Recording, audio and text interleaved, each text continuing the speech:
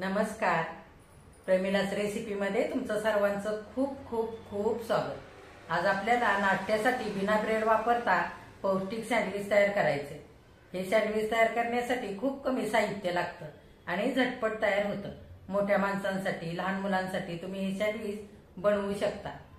तर सँडविच करण्यासाठी साहित्य काय काय लागणार आहे आणि ते कसं करायचं हे बघण्यासाठी लगेचच किचनमध्ये जाऊयात.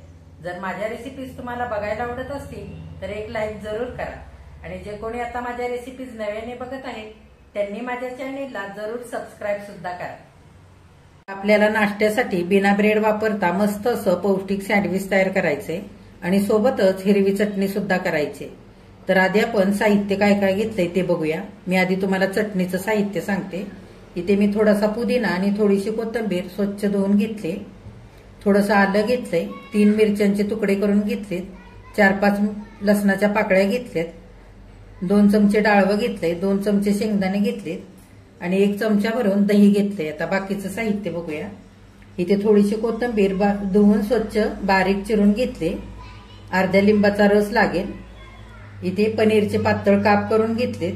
2 वाट्या रवा घेतलाय, त्याच वाटीने दही घेतलंय. 1 छोटं टोमॅटो बारीक चिरून घेतलंय. अर्धा चमचा बेडगी मिरची पावडर, अर्धा चमचा जिरे, अर्धा चमचा चिली फ्लेक्स, अर्धा चमचा आमचूर पावडर, अर्धा चमचा काळी मिरी इथे घेतलेला आहे. इथे मीठ घेतलंय चवीनुसार. कोथिंबीर, मिरची आणि लसूण, थोडंसं मीठ आणि पाणी घालून मी अशी चटणी वाटून घेतली. इथे अर्धी शिमला मिरची बारीक चिरून घेतली. इथे नारंगी रंगाचं 1 गाजर बारीक चिरून घेतलंय. 1 कांदा बारीक चिरून घेतलाय. इथे लाल रंगाचं गाजर बारीक चिरून घेतलेलं आहे. आणि सँडविच भाजण्यासाठी असं हे भांडं घेतलेलं आहे. आता आधी आपल्याला काय करायचंय ते बघूया. आता आपल्याला आधी रवा भिजत घालायचा आहे.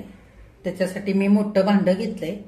आता भांड्यामध्ये आपण घेतलेला 2 वाट्या रवा घालूया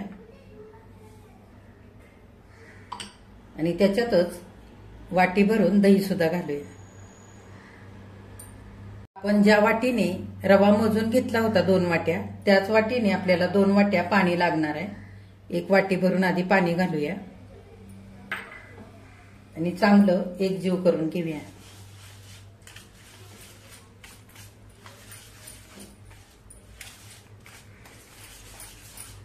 आता उरलेली 1 वाटी ती पण पाणी घालून घेऊया आणि चांगलं एकजीव करून घेऊया. बघा, रवा, पाणी आणि दही चांगलं मी मिक्स करून घेतलेलं आहे. चांगलं एकजीव झालेलं आहे. आता हे मिश्रण आपल्याला 20 मिनिटांकरता मुरण्यासाठी झाकून ठेवायचंय.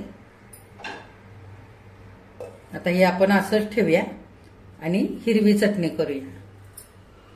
आता आपल्याला हिरवी चटणी करायची. हिरव्या चटणीचं सारं साहित्य आपण मिक्सरच्या भांड्यामध्ये घेऊया.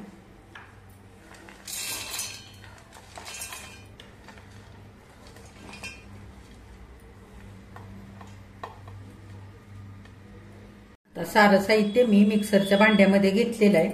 चवीनुसार मीठ घालूया. त्याच्यातच चमचाभर दही सुद्धा घालूया आणि थोडंसं पाणी घालून बारीक चटणी वाटून घेऊया. हे बघा, अशी हिरवी चटणी मी बारीक दाटसर अशी वाटून घेतलेली. तुमच्या अंदाजाने तुम्ही ही चटणी पातळ किंवा घट्ट करू शकता. आता 20 मिनिटं झालेली आहेत. रवा आपण मुरण्यासाठी ठेवला होता. उघडून बघूया. हे बघा, छान मुरलेला आहे रवा. आता आपण सारं साहित्य एक एक करून घालूया. लिंबाचा रस घालूया आधी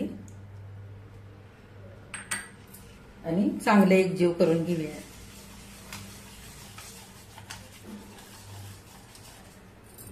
हे बघा, लिंबाचा रस चांगला एकजीव करून झालेला आहे. आता आपण सारं साहित्य चिरून घेतलेलं ते घालूया. गाजर घालूया. तुमच्या आवडीप्रमाणे तुम्ही कमी जास्त करू शकता.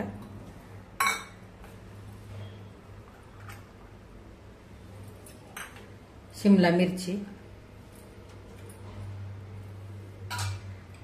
टोमॅटो, कांदा,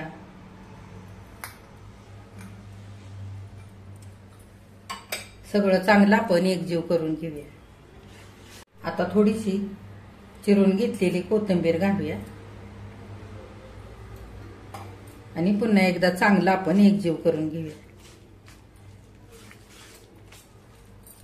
आता आपण बेडगी मिरची पावडर आणि जिरे घालूया.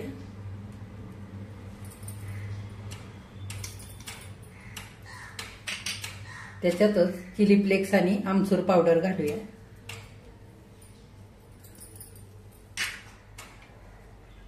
काळी मिरी पावडर घालूया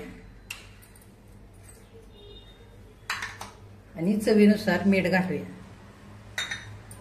आता ही सारं आपण एकजीव करून घेऊया.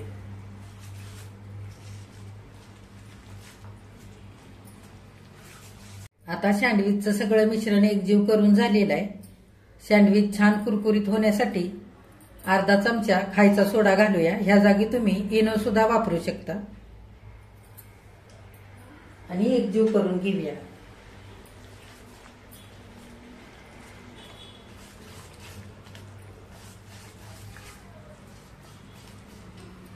बघा, सँडविचच्या भांड्याला मी दोन्ही पण बाजूला तेल लावून घेतलेलं आहे, सँडविच चिकटू नाही म्हणून.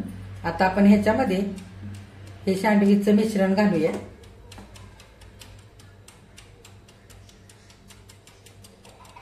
हे बघा, पसरून असं भरायचं. हे बघा, असं मी मिश्रण चांगलं पसरवून घेतलेलं आहे. त्याच्यामध्ये आपण असे पनीरचे काप लावून घेऊया आणि त्याच्यावरती थोडीशी हिरवी चटणी लावूया आणि वरून पुन्हा हे मिश्रण असं भरून घेऊया. हे झाकण आता लावून घेऊया. गॅस मी चालू केलेला आहे आणि सँडविचचं भांडं मी सँडविच भाजण्यासाठी गॅसवर ठेवलेलं आहे. 2 ते 3 मिनिटं एका बाजूने मध्यम गॅसवरती आपल्याला भाजून घ्यायचंय आणि दुसऱ्या बाजूने पण 2 ते 3 मिनिटं चांगलं आपल्याला खरपूस भाजून घ्यायचंय. हे बघा, 2 मिनिटं झालेली आहेत. एका बाजूने छान सँडविच भाजलेलं आहे. आता आपण दुसऱ्या बाजूने पण भाजून घेऊया. हे बघा, असं मागे पुढे थोडंसं हे भांडं असं हलवून घ्यायचं म्हणजे सगळ्या बाजूने एकसारखं चांगलं भाजून निघतं सँडविच. सँडविच करताना आपण पनीरचा वापर केलेला आहे आतमध्ये भरण्याकरता. त्या जागी तुम्ही चीज पण वापरू शकता. तर आपण चांगलं हे भाजून घेऊया. बघा, सँडविच मी चांगलं सगळ्या बाजूने 5 ते 6 मिनिटं मध्यम गॅसवरती भाजून घेतलेलं आहे. हे बघा, ह्या पद्धतीने भाजलेलं आहे. हे बघा बघा, सँडविच मी काढून घेतलेलं आहे. आता आपण उरलेली सगळी अशीच करून घेऊया. हे बघा, बिना ब्रेडचे सँडविच सगळे करून तयार झालेत. किती छान झालेत बघा, वरून मस्त कुरकुरीत झालेत. हे बघा, आता आपण सँडविच कापूया. हे बघा,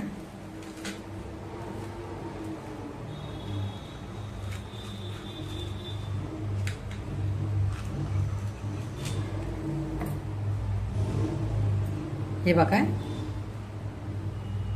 2 सँडविच मध्ये मी चीज भरलंय आणि 2 सँडविच मध्ये पनीर भरलेलं आहे. हे चीज भरलेलं सँडविच आहे. हे बघा, आतून मस्त मऊ आणि वरून छान असं कुरकुरीत झालेलं आहे. पनीर भरलेलं सँडविच कापूया.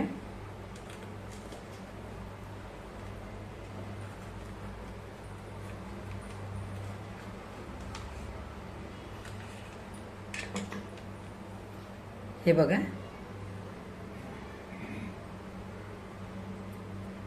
हे बघा, नाश्त्यासाठी बिना ब्रेडचं मस्त असं पौष्टिक सँडविच करून तयार झालेलं आहे.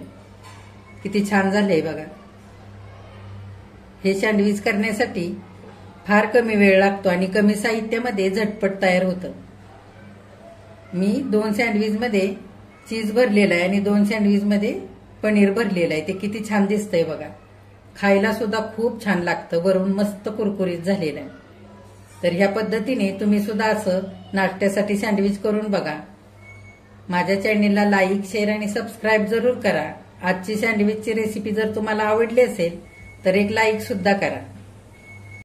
हे बघा, तुम्ही पण आता असं बिना ब्रेडचं पौष्टिक सँडविच नाश्त्यासाठी, मुलांसाठी, मोठ्या माणसांसाठी करून बघा. तुम्हाला दाखवते.